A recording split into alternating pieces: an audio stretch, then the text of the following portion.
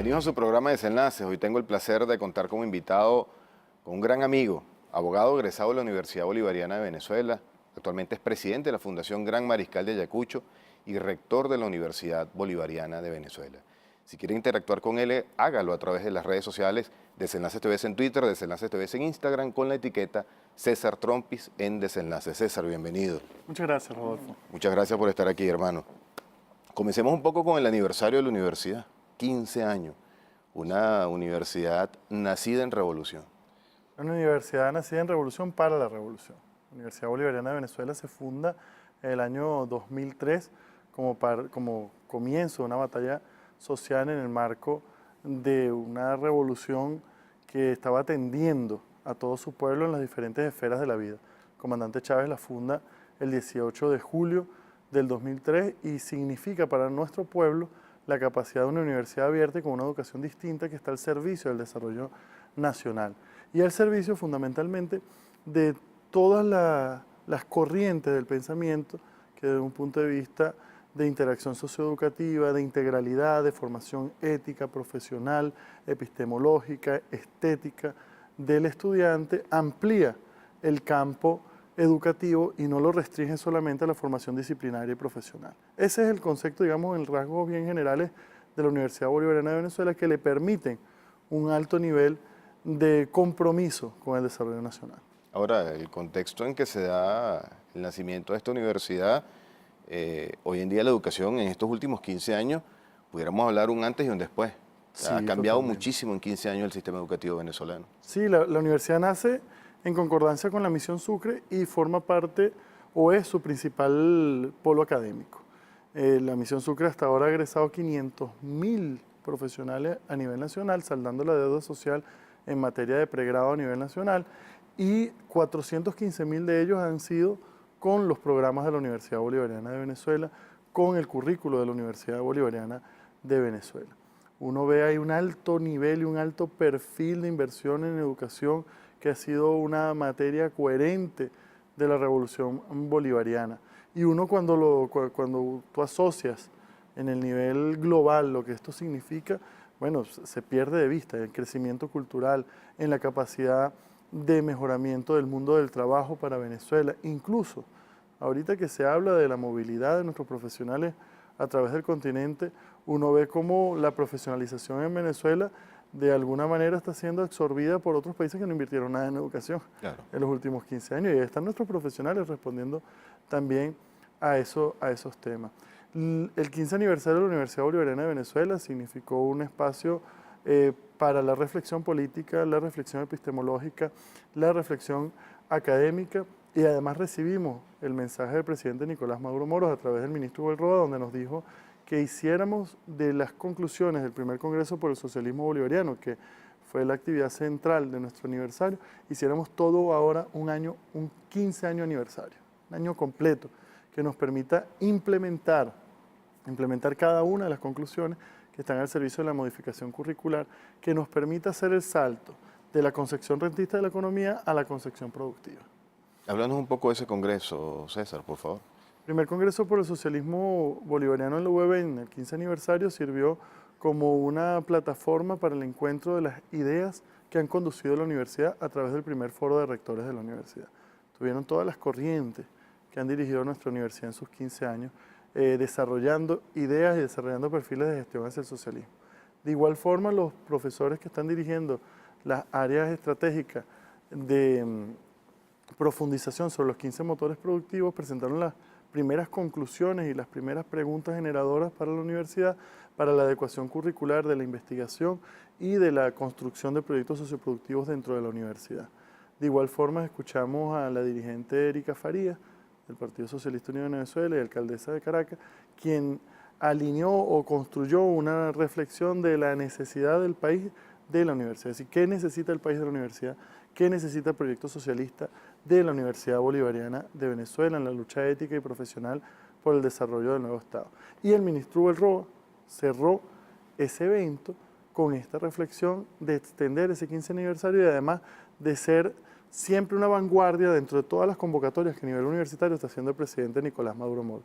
Fíjate que nuestro presidente está convocando a 100.000 posgrados ahora a través de la micromisión Luis Vigó, que fue vicerrector de nuestra universidad, investigador venezolano. ¿Y eso qué nos compromete a nosotros? Bueno, nos compromete ahora a desarrollar muchas cosas que en ese marco nos permita expandir la capacidad de la formación avanzada que da nuestra universidad. No fue lo único que hicimos otras ¿Qué cosas otras actividades se hicieron en el marco del aniversario? Bueno, en el marco del aniversario también hicimos la graduación aniversaria de la universidad, ingresaron más de 528 profesionales en Caracas. También inauguramos una plaza que obsequió el presidente Nicolás Maduro Moros y el constituyente Nicolás Maduro Berra, su hijo. La inauguramos para el servicio de toda la universidad. Una plaza interesante porque tiene un monumento hecho por el escultor Adolfo Estopiñán, que es el juramento del Monte Sacro. Entonces es muy simbólica la realización y la entrega de esa plaza a la universidad en su 15 aniversario, porque significa el compromiso permanente con el pensamiento bolivariano. Y el acto de grado que se realizó en el marco del 15º aniversario, me imagino que esos muchachos salieron, porque pasarán a la historia, ¿no? Claro, por supuesto, es decir, son los quinceañeros de la universidad. Claro. Son los quinceañeros, se graduaron en el momento justo, exactamente. Digamos. Claro que sí. Esta corte, cuántas carreras obtuvieron su título? Mira, estaban los TCU y los licenciados, tanto en informática como en comunicación social, gestión del desarrollo local, estudios políticos y gobierno, abogados, arquitectos, estaban comunicadores sociales, estaban todas las áreas del conocimiento. Y otra cosa interesante es que en esta graduación también se graduaron especialistas en seguridad industrial, se graduaron magíster en ciencias de la energía, doctor en ciencias de la energía, que nos habla a nosotros de los programas de formación avanzada que se van comprometiendo con nuestros procesos nacionales. En las semanas previas al aniversario también entregamos los certificados de locución de la Universidad Bolivariana de Venezuela, que esto es una cosa interesante, porque estos certificados de locución llevan el registro, el número nacional de locutores y locutoras en nuestro país, y es una calidad por la que luchó el comandante Chávez, ratificación que hizo el presidente Nicolás Maduro Moro, y que la Universidad Bolivariana le está respondiendo al país a esta necesidad de la formación de locutores a lo largo y ancho del país. Yo te veo, César, siempre muy activo en las redes y la gente realizando preguntas, y veo que el tema del curso de locución pues genera bastante expectativa en la gente, ¿no? Sí, vale, sí, el curso de locución de la universidad genera mucha expectativa. Primero, bueno, porque tiene un nivel de acceso bastante importante, las tasas que se pagan en la universidad son irrisorias, y además porque había sido un curso que era muy cerrado, un curso que nada más lo acreditaba la Universidad Central, la Universidad Francisco de Miranda, las convocatorias se hacían pocas, los cursos eran muy restringidos, y bueno, nosotros decidimos una política más abierta en esta calidad del pueblo que quiera usar su voz para expresarse. Además que hay un sistema de radios comunitarias que es bastante amplio en el país, y el crecimiento del mundo de la radio en el país es bastante importante, y se necesita este conocimiento acreditado a nivel nacional. No, y sin duda alguna que también va a romper un poco con el tema de lo que tú señalabas, pues prácticamente un monopolio de otras universidades que se habían erigido como las únicas que daban título de locución. ¿No? Se presenta una alternativa bien interesante para todos los estudiantes. César, quiero que al regreso del corte me digas con qué te conseguiste al momento de entrar en la Universidad Bolivariana. Sé que es una universidad que conocías muy bien, pero ahora en el rol de rector de la universidad quiero que me digas un poco con qué se consigue César Trompis al entrar en la universidad como rector. ¿Qué te dicen los estudiantes? Porque sabemos que siempre te has mantenido cercano al tema de la juventud y sobre todo ahorita cercano. Yo veo que te preguntan en las redes sociales, ¿cuándo puedo hablar con usted? Y los mandas directo al piso 10, creo que sí, el piso subo al piso 10 y lo espero aquí. Quiero que nos hable un poco el regreso del corte sobre eso. Si quiere interactuar con nosotros, hágalo a través de las redes sociales, Desenlaces TV en Twitter y Desenlaces TV en Instagram con la etiqueta César Trompis en Desenlace. No se aparte, ya venimos.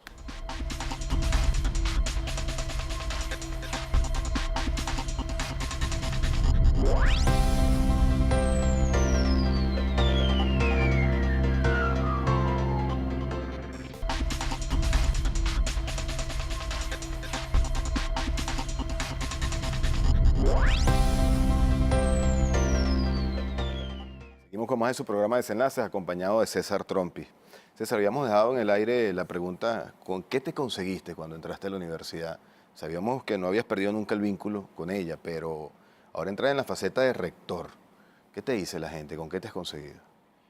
Bueno, yo me conseguí con una universidad que ha transitado por un desarrollo académico, político, organizativo bien relevante. Una universidad que ha madurado mucho en sus estructuras y que está construyendo una cultura distinta de la dirección universitaria. Yo creo que la Universidad Bolivariana de Venezuela tiene una experiencia que es altamente valorable, altamente rica para el desarrollo de una academia, de una universidad revolucionaria hacia la construcción del socialismo. Me parece que además con unas fuerzas sociales bien particulares, porque el que entra en la Universidad Bolivariana de Venezuela sabe de antemano que está ingresando a un proyecto que es académico, que es universitario, pero que es fundamentalmente político también. Claro. Porque la universidad no oculta su discurso político, sino que más bien lo hace evidente para que todo el mundo que entre en ella ya sepa qué atenerse. Es decir, el que entra a la Universidad Bolivariana de Venezuela entra a una educación que profesionaliza, que tiene una posición epistemológica, tiene un debate científico, pero que tiene una posición política, que es respaldo a la Revolución Bolivariana, que es respaldo a la construcción del socialismo, que es respaldo a los procesos del Estado venezolano. Entonces, por eso la fuerza social de la universidad, tanto sus trabajadores, sus profesores, sus estudiantes, digamos que forman parte de las correlaciones de fuerza de la revolución. Y son personas que están contribuyendo con la revolución bolivariana y su primer voto de confianza es estar allá adentro. Así es. Eso que ¿de qué nos habla? Bueno, de unas fuerzas vivas, de unas fuerzas positivas para la nacionalidad, de unas fuerzas activas en el desarrollo nacional. La universidad tiene una unidad integradora que se llama Proyecto, que a la fecha doy cuenta más de 100.000 proyectos sociocomunitarios a lo largo y ancho del país. ¿Qué significa eso? Significan docentes, estudiantes, una comunidad inserta en las comunidades populares buscando soluciones a los problemas cotidianos, investigando problemas cotidianos, haciendo partícipe a la comunidad de sus propias soluciones. Y eso cuando tú lo encuentras o lo reencuentras ahora en la faceta de tener que conducir todo el proceso, uno dice, bueno, lo que tenemos es que seguir potenciando las propias capacidades de la Universidad Bolivariana de Venezuela en seguirse conectando con el desarrollo nacional. Creo que uno de los retos más grandes que le ha puesto el presidente Nicolás Maduro Moro a la educación universitaria es dar el salto hacia lo productivo. Este es un salto que es complejo porque lo primero es romper con la visión contemplativa de la educación, con la visión externa, que a veces toma la educación de los problemas. Es decir, la educación o la academia está para observar los problemas. Bueno, la universidad para poderse convertir en productiva tiene que colocarse en los problemas como un solucionador de problemas, no nada más como un observatorio. Claro. No quedarse solo en la fase descriptiva de la realidad, sino avanzar hacia la fase transformadora de la realidad y poder construir elementos, procesos, organizaciones, desarrollar investigaciones que no solo determinen cosas, sino que vayan transformando cosas. Para eso el presidente nos dio a la Universidad Bolivariana de Venezuela una finca en Valle de la Pascua, como para que pasemos del discurso de lo productivo a que vayamos y tocamos la realidad. Es decir, es una finca que pertenecía a Luisa Ortega Díaz y se la entregó a la Universidad Bolivariana de Venezuela. En unas condiciones, bueno, la tenían abandonada. Nosotros entonces estamos desarrollando los animales, la genética, la siembra, ahorita vamos a sembrar maíz, y comenzar a utilizar este espacio, que es poco, son 80 hectáreas, pero para solucionar cosas de la universidad, que la universidad no sea un peso del Estado venezolano, sino que sea parte de las soluciones del Estado venezolano. Yo creo que eso es un tema en el que todos los rectores, independientemente de la concepción política que tengamos, tenemos que profundizar. No ser un peso para el Estado venezolano, sino ser un centro de soluciones para el país, ser un centro de propuestas para el país, no ser el centro de quejas presupuestarias de la nación. En un país donde tenemos problemas económicos, la universidad tiene que estar generando las soluciones, Así es. investigando para solucionar, no investigando para profundizar como parte de los problemas nacionales. ¿Cuál crees tú que es el principal avance en estos 15 años de la Universidad Bolivariana dentro del marco del sistema educativo? Mira, tenemos una universidad que te garantiza, si logras tu prosecución, sacas bien tus notas, asistes a tus clases, que te gradúes en el tiempo que está previsto y que está ofertado. Hay universidades públicas que, como andan metidos en agendas políticas, le dañan la prosecución a los estudiantes. La Universidad Bolivariana de Venezuela no se atreve a hacer semejante cosa. En la Universidad Bolivariana de Venezuela está abierta la educación, está abierta el aula de clase, está el profesor dispuesto, presta las condiciones para que un estudiante entre el día de hoy en 4 años y medio, si tiene una carrera, un programa de formación de salidas largas, tiene su título garantizado. Eso es un tema que para nosotros es muy importante. Y pareciera una cosa básica, pero bueno, en el debate universitario hay cosas básicas que no están garantizando todas las universidades. Eso lo garantiza la Universidad Bolivariana de Venezuela. Además, garantizamos programas de formación avanzada que tienen que ver con el desarrollo de la realidad de nuestro país, que tienen que ver con el desarrollo de la economía en nuestro país, que profundiza los conocimientos acerca de lo que se necesita para nuestro país. Hoy podemos contar unos primeros 4.873 cupos en esa materia. Hay otros logros. Nosotros tenemos 183 doctores activos dando clase tanto en la formación de grado como en la formación avanzada, en el posgrado.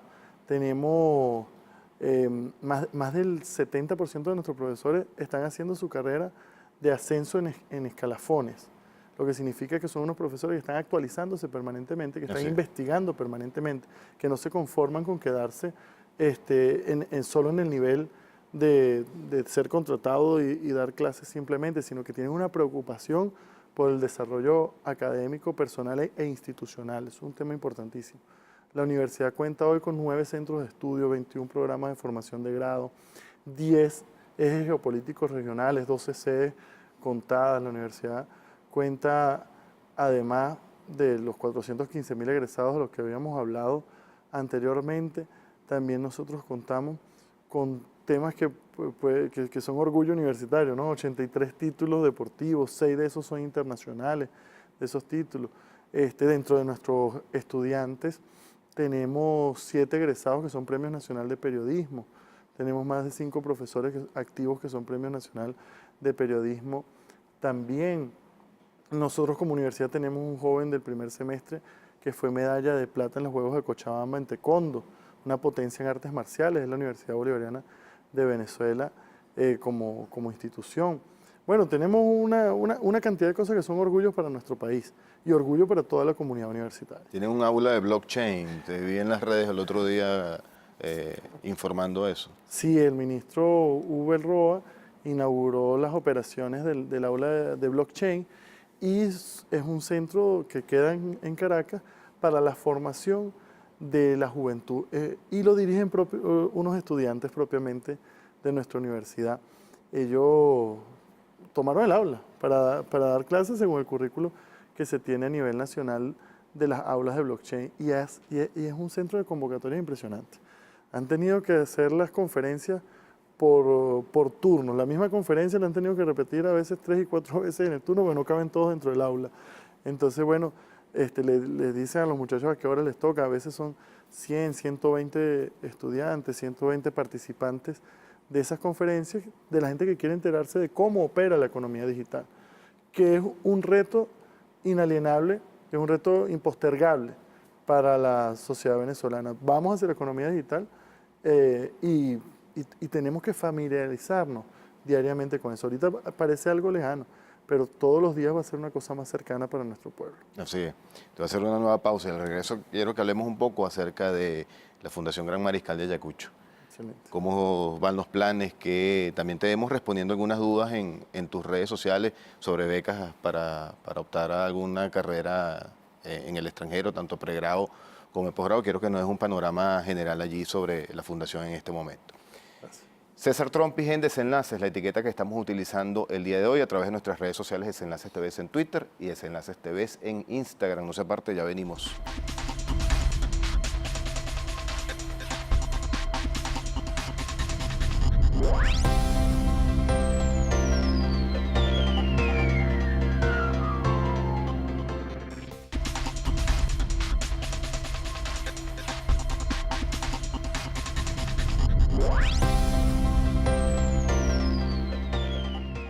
Estamos de vuelta en Desenlaces, acompañado de César Trompis, quien es rector de la Universidad Bolivariana de Venezuela y también presidente de la Fundación Gran Mariscal de Ayacucho. Hablemos un poco de la Fundación, César. ¿Cuáles son los planes? ¿Qué está haciendo ahorita la Fundación? Bueno, la Fundación está de aniversario. Cumple 43 años de fundada como institución del Estado venezolano. Nosotros organizamos esa historia en dos tiempos. La primera desde su fecha de fundación hasta el año 2006 y de 2006 hacia acá. El 2006 porque en el 2006 el comandante Chávez decide la transformación integral de la Fundación Gran Mariscal de Ayacucho.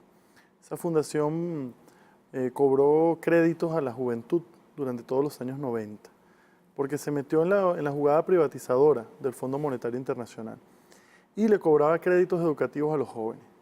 Estos créditos, bueno, ahí todavía reposan en la fundación gente que mandó actas de defunción por la persecución que significaba tener que pagar un crédito educativo.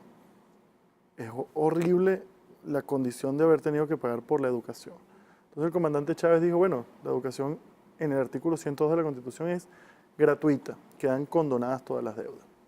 Y comienza a haber una transformación de hacia dónde veía la Fundación Gran Mariscal de Ayacucho, que veía fundamentalmente hacia el norte y hacia la economía neoliberal. Ahora la Fundación ve hacia su propio pueblo y ve hacia los polos alternativos de desarrollo que pueden servir para nuestro país, para el desarrollo de su economía en el carácter de la construcción del socialismo, en el carácter de la construcción de una economía soberana, auténtica, que potencie la capacidad de nuestro país.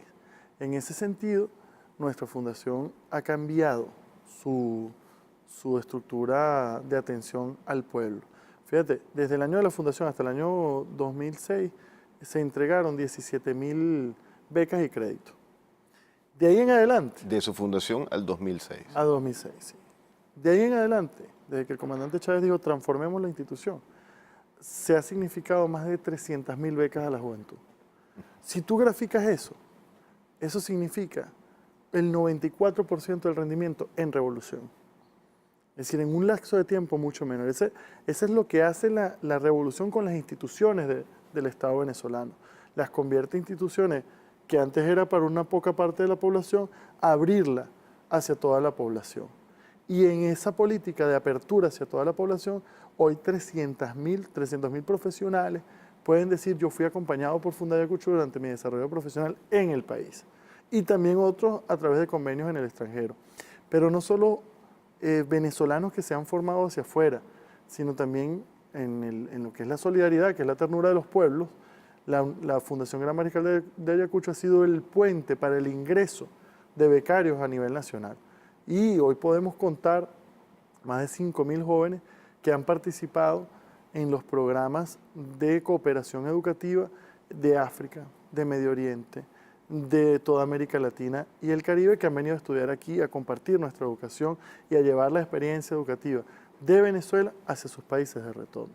Esto es una cosa hermosa, lo que ha convertido la Revolución Bolivariana a la Fundación Gran Mariscal de Ayacucho. ¿Cómo es ese proceso de selección, César, de esos jóvenes que quieren estudiar aquí y formarse acá?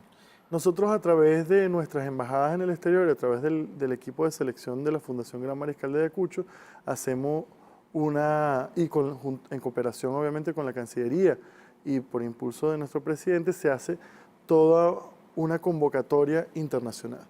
Y en esa convocatoria internacional, los jóvenes interesados en estudiar en Venezuela se postulan ante nuestras embajadas y ante la Fundación. De ahí se hace el proceso de selección en conjunto con el Estado que está recibiendo la beca y se postulan los cuadros que vienen a estudiar aquí. Mira, pasan cosas hermosas.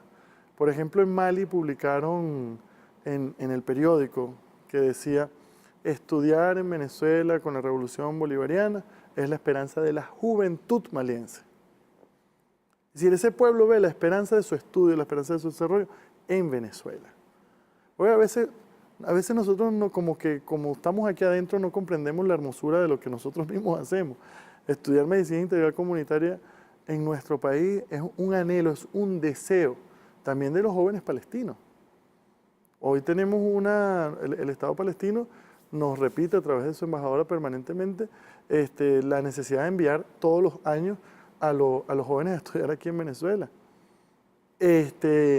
jóvenes de toda África, de toda América Latina y el Caribe. Recientemente se devolvieron los egresados de medicina y otras carreras hacia Bolivia. Jóvenes que se formaron en agroalimentaria, en ingeniería civil, en informática, en administración, en medicina integral comunitaria, y regresan a su país a contribuir en gas, en petróleo, también se forman en nuestro país. Y todos ellos van con esa experiencia educativa a contribuir con el desarrollo de sus naciones. Y eso es una cosa que, bueno, sale poco hacia la prensa, pero significa mucho. Claro. En lo que es el potencial educativo de la República Bolivariana de Venezuela. Nos habla muy bien de toda la confianza que estados completos tienen en nuestro país y que esa confianza no se queda en la confianza solo entre gobiernos, sino que cuando los jóvenes vienen para acá, que cuando se educan para acá, cuando ven nuestro sistema educativo, agarran y dicen definitivamente la formación que estoy recibiendo es óptima para desarrollar en mi país una experiencia. Y esos jóvenes terminan siendo enlaces perfectos de las conexiones entre nuestro país, pues se convierten en embajadores naturales, estudiaron con otros compañeros que desarrollan sus carreras en nuestro país, que crecen políticamente, que crecen económicamente en el país, se van convirtiendo en puentes de solidaridad permanente, que en esencia cumple otro de los objetivos de la educación internacional, que es ir conectando a los pueblos a nivel de sus profesionales. Cualquiera pudiera pensar que el joven que se acerca a la fundación es buscando abrirse paso en el sistema universitario de otro país. Pero fíjate que qué curioso que suceda también a lo inverso, que hay jóvenes de otras latitudes que desean realizar sus estudios universitarios en Venezuela. Eso, como tú lo dices, poca gente lo sabe. ¿Cómo es el perfil, cuál es el perfil básico del estudiante venezolano que quiere abrirse paso en otro sistema universitario? ¿Quién acude a la fundación? Nosotros actualmente tenemos 2 programas muy activos de cooperación de la Fundación Gran Mariscal de Ayacucho, que son los programas con Rusia y con China, son los que mueven más gente a través de las becas de cooperación internacional con estos 2 países, que de verdad que tienen un brazo solidario importantísimo con nuestra patria. Incluso Rusia, durante todas sus fiestas, durante todo su desarrollo de actividades en nuestro país, menciona la cooperación en materia de educación universitaria que permanentemente estamos profundizando. Fíjate, cuando viene un joven, cuando se hacen las convocatorias, por lo general, es un perfil, primero, de muchachos que se exigen mucho. Y segundo, nosotros trabajamos en una selección de jóvenes que se exijan mucho y que tengan mucho deseo de cooperación con el país. Porque el financiamiento de educación en otros países es una cosa que cuesta bastante. La educación en el mundo es costosa y el mantenimiento de un estudiante nuestro en el extranjero es costoso. Y nosotros trabajamos en un perfil de selección, primero que tenga éxito académico, que vaya a tener éxito académico en su país, que vaya a comprender perfectamente las clases, los desarrollos que vaya a haber en sus países, por eso tiene que tener un alto nivel de competencia académica. Y además, adicionalmente, trabajamos en su compromiso con el país, en su compromiso patriótico, que le permita, dentro de esa capacidad académica, entonces siempre tener como visión, como objetivo, contribuir con el desarrollo nacional al obtener su titulación. Ahorita tenemos el retorno de los egresados de maestría que fueron seleccionados hace 3 años. Están deseosos de aplicar esos conocimientos acá. Sí, están deseosos de regresar a nuestro país. Ahorita estamos haciendo todos los trámites para que se vengan y que cuando tú observas que permanentemente están pidiendo la fecha de retorno, están allí, tú dices, oye, estos jóvenes seleccionados en nuestro país, en un momento donde el discurso es quédate afuera, o el discurso del establishment, de la prensa y de los que empujan a la desmoralización nacional, es que nuestra juventud se queda afuera. Estos jóvenes están diciendo, yo me retorno a la patria, yo quiero ir a contribuir, yo quiero estar en Venezuela haciendo cosas, mi país me necesita. Eso nos habla mucho de una moral distinta del que se selecciona en la Fundación Gran Mariscal de Ayacucho. Seleccionamos para que contribuyan con el país, no que se queden en el extranjero, no para que formen parte de una frustración del país, sino para que sean parte de las soluciones que necesita nuestra patria. Y así, bueno, tenemos muchos jóvenes que han regresado a nuestro país y están contribuyendo en diversas áreas, en el área de petróleo, en el área de informática. Hay un seguimiento, César, de esas personas que han retornado a Venezuela luego de haber cursado estudios en el exterior gracias a los beneficios de Fondayacucho. Tenemos un programa que se llama Vuelta a la Patria, que fundamentalmente se encarga de su seguimiento, de su acompañamiento y de estar pendiente de su integración a todo el aparato estatal o económico del país. Excelente. Debo hacer una nueva pausa. Y no quiero desaprovechar la oportunidad de hablar de temas cotidianos, temas de política, análisis del entorno del Partido Socialista Unido de Venezuela, el Congreso, la juventud venezolana, cómo se encuentra en este momento. Quiero hacerte algunos comentarios generales sobre esos temas al regreso del corte. Interactúe con nosotros a través de las redes sociales, Desenlaces TV en Twitter, Desenlaces TV en Instagram, con la etiqueta César Trompis en Desenlaces. Ya venimos.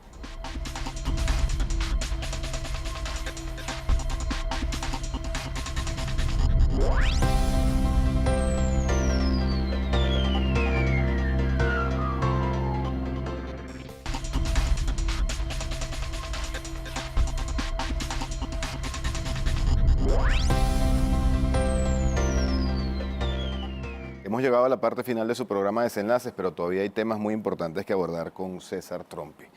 César, hablando un poco del tema de la juventud y en qué punto se encuentra la moral de la juventud, hay un discurso orientado, dirigido por la derecha, no tan solo venezolana, sino de la derecha internacional, hacia la juventud venezolana, en el sentido de abrirse paso en otras latitudes. Quisiera que me des tu opinión al respecto. ¿Qué piensa un joven de esta patria como tú, formado en esta patria también, sobre ese llamado a que los jóvenes construyan su futuro fuera de Venezuela? Bueno, me parece que es un discurso embaucador, fundamentalmente, porque se le trata de ofrecer unas grandes condiciones que ningún otro país está dispuesto a dar, ¿no? Con un trabajo aquí solucionas todos tus problemas en tu país y terminan generándose un problema dentro del país donde van.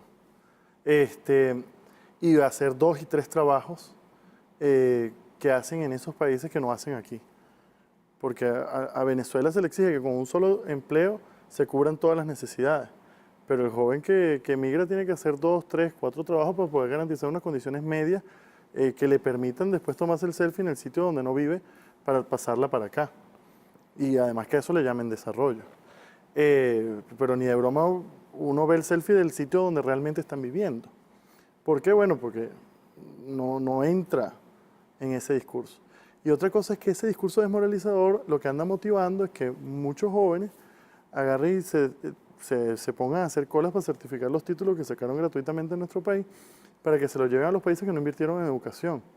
Pero esos mismos jóvenes no se les motiva, o no los estamos motivando, para que hagan colas en el Instituto Nacional de Tierras y que pidan tierras para producirlas en nuestro país, por ejemplo.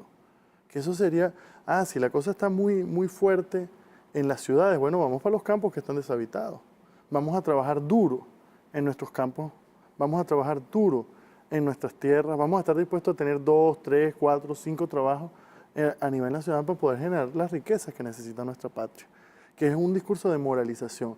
Yo estoy haciendo un llamado a todas las fuerzas, independientemente que sean chavistas, no chavistas, revolucionarias, no revolucionarias, pero que creamos en Venezuela, a que difundamos el mensaje de creer realmente, materialmente en nuestro país, materialmente, y que motivemos a esa juventud, en vez de desmoralizarse, en doblar los esfuerzos por la patria, porque un país que tiene serios problemas en características económicas, de bloqueo, de asedio, de persecución a la soberanía nacional, necesita de un pueblo que moralmente trabaje mucho para echarlo hacia adelante.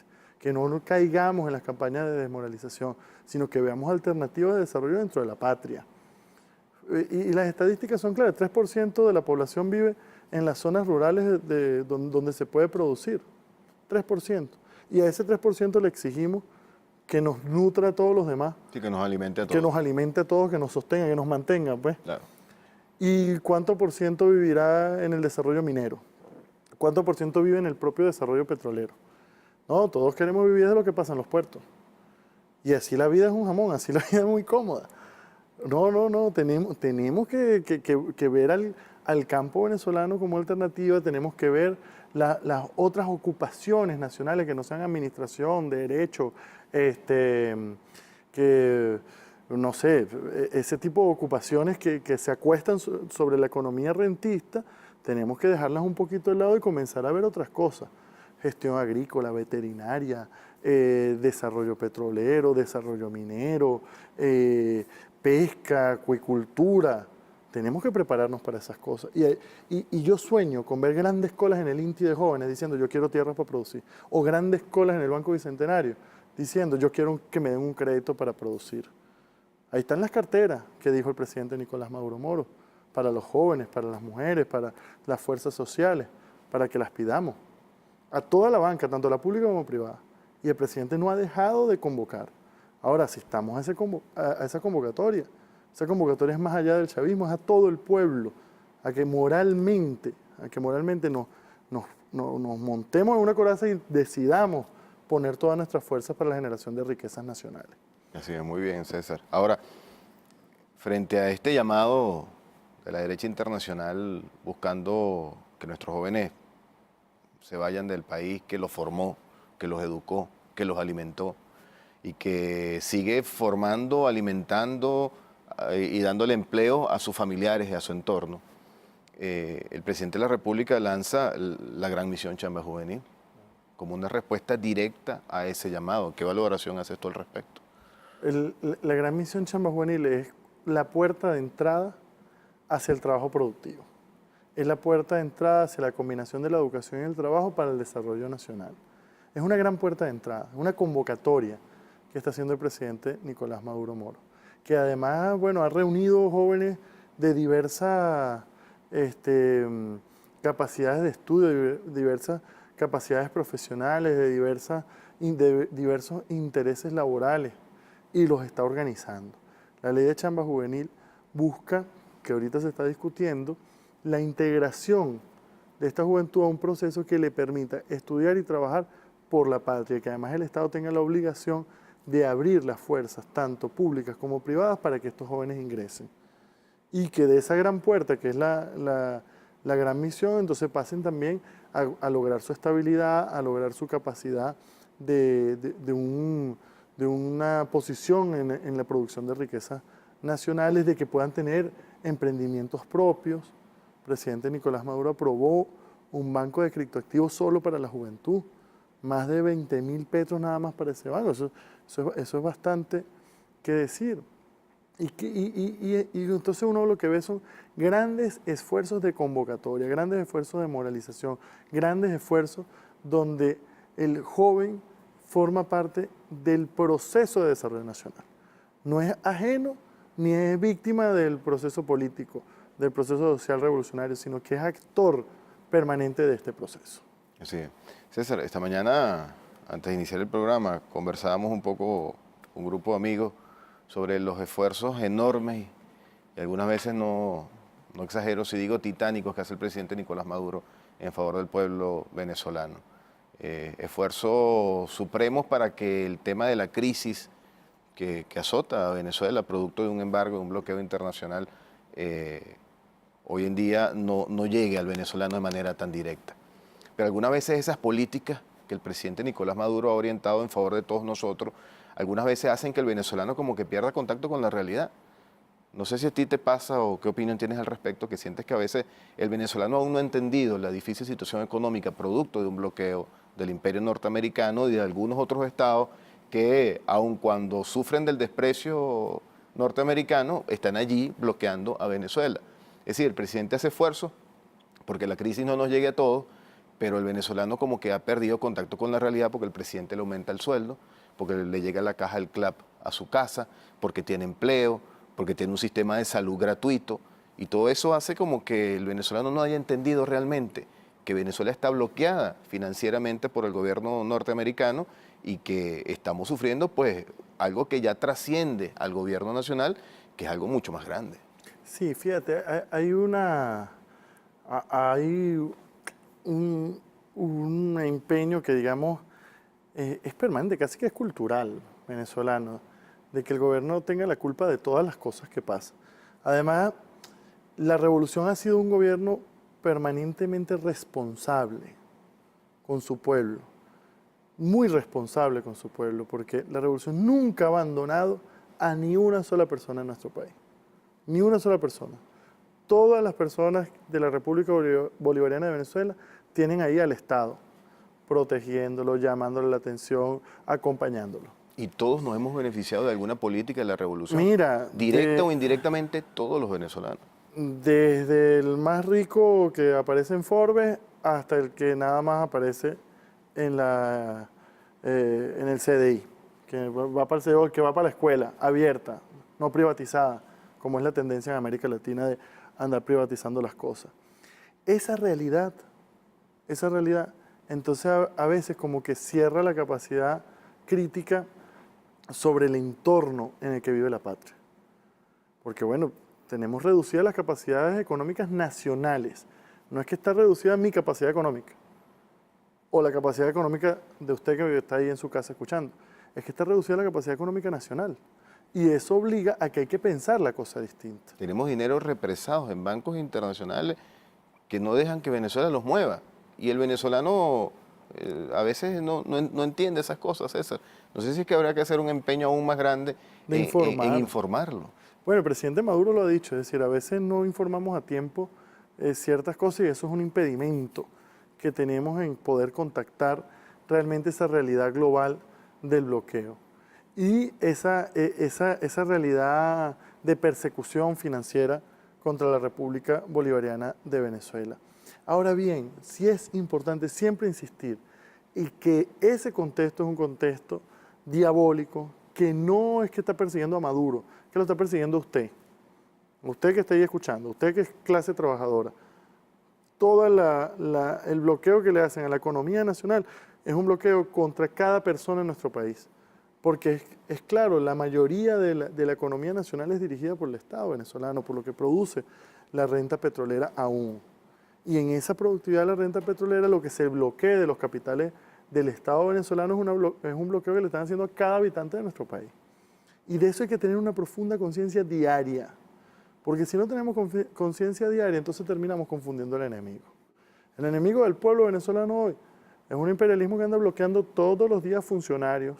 Y cuando bloquean funcionarios, entonces lo que obligan al país es a hacer unas reingenierías de carácter estructural entre quién firma, quién puede obligar, quién no puede obligar al Estado venezolano, a quién se le delega la firma, a quién no se le delega. Ese es el proceso de boicot cotidiano. Entonces, claro, porque hay que explicarlo. No es que cuando se sanciona a un funcionario venezolano, no es que ese funcionario no pueda obtener una visa o comprar una casa o tener una cuenta en una moneda extranjera. No es tan solo eso, sino que no puede obligar a Venezuela a nivel internacional.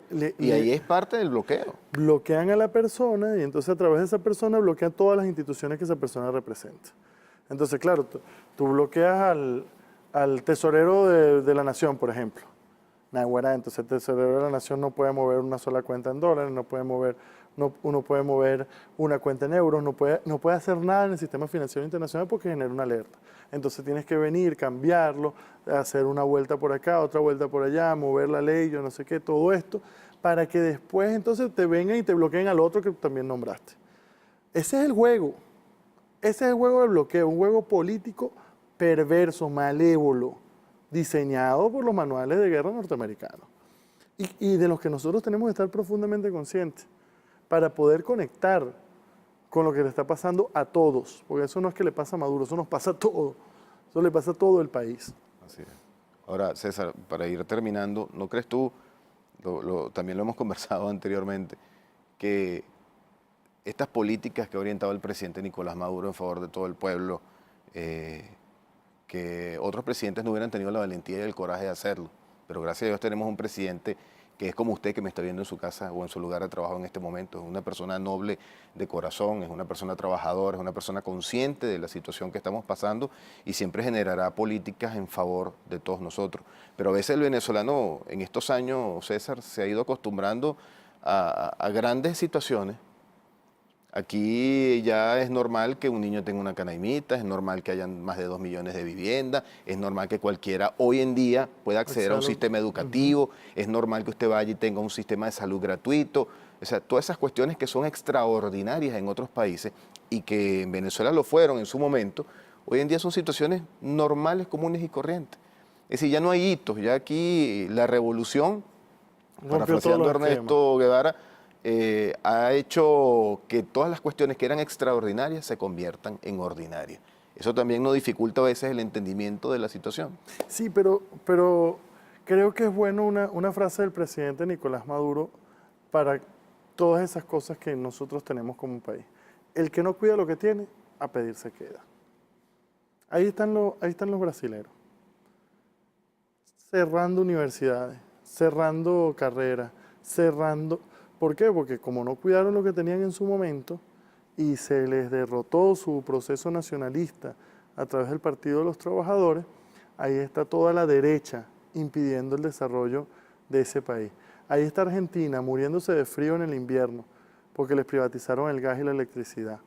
Ahí está los países que se desalinearon en algún momento de los proyectos nacionales y populares, de los proyectos independentistas, soberanos, de los proyectos camino al socialismo. Ahí están sufriendo las graves consecuencias de no cuidar lo que tenían.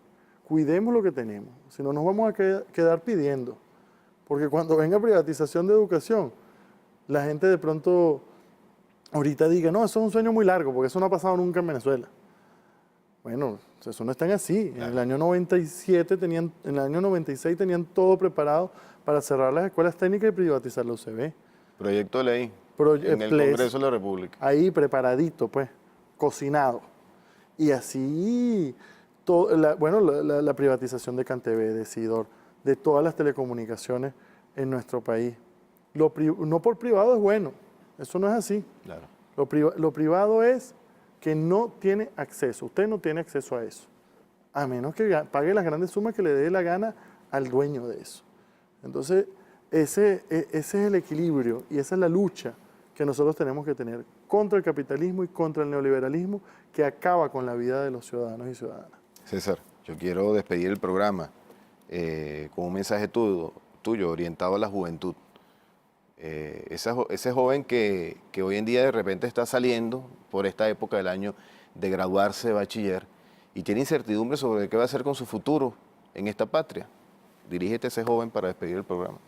Bueno, a la juventud venezolana lo mejor que podemos hacer hoy por nuestra patria es estudiar, trabajar y luchar en el país por nuestro país. Como rector de la Universidad Bolivariana de Venezuela, nuestros brazos abiertos a que vengan a estudiar en la universidad fundada por el comandante Chávez y que hoy respalda el presidente Nicolás Maduro Moro en la construcción del socialismo bolivariano. Así es. Toda historia tiene su desenlace. Vimos el desenlace de esta historia de la mano de César Trompis. Gracias a ustedes por la interacción que hemos tenido en las redes sociales a través de la etiqueta César Trompis en Desenlace. Nos vemos en la próxima entrega. Agradecido.